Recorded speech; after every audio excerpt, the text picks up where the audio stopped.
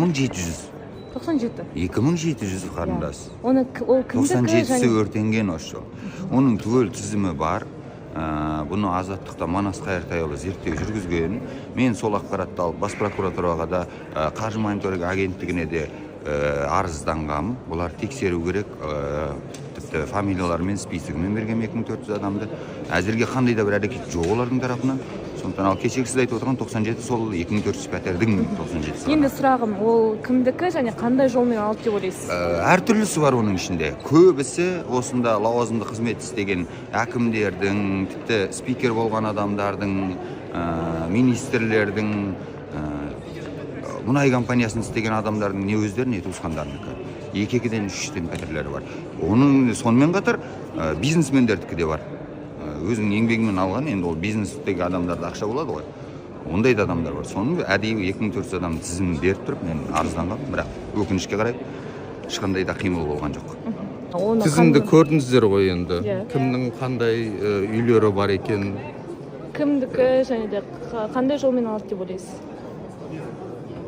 Енді 97 болса, соның барлығы бір жемқорлықтың салдары деп айтуда қиын да шығар енді. Десе де, енді ол тізімді қарасам, барлығы бір бұрынғы шенеуніктерді қарауға болады, тізімде байқап қалдым да. Енді білмеймін, мен өз басым, сен сол мемлекеттік қызметте жүріп, өмір бойы мемлекеттік қызметте жүріп, мен түсінем, мысалға сен бизнесте жүріп, мемлекеттік қызметке баратын болса, немесе мемлекеттік қызметте жүріп, бизнеске барып, уақыт өте келе сен Дубайдан үй аласың ба, басқа жерден үй аласың ба, ол менің жеке жаңағыдай қатысым жоқ нәрсе де, мысалға.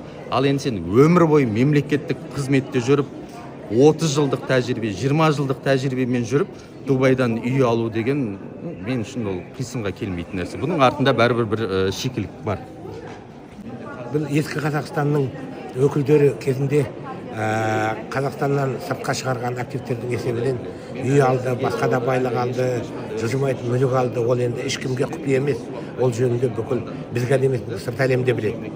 Сондықтан енді оны қалай алды, қайтып алды деген дүние бұл енді сұрақ. Бұл соншалықты қиын емес. Бұл елдің қазынасын тонау, ұрлау, жаңағы активтерді сыртқа шығару есебінен алынған байлық деп есептеймін.